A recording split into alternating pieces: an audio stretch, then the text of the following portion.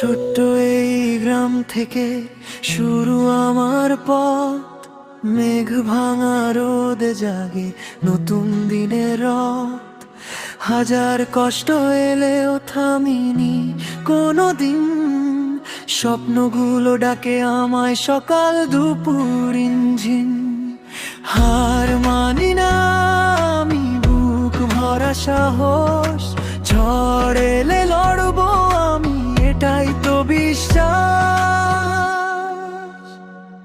আমি উড়তে চাই আকাশ ছুঁয়ে, গান হবে আমার হৃদয় জুড়ে।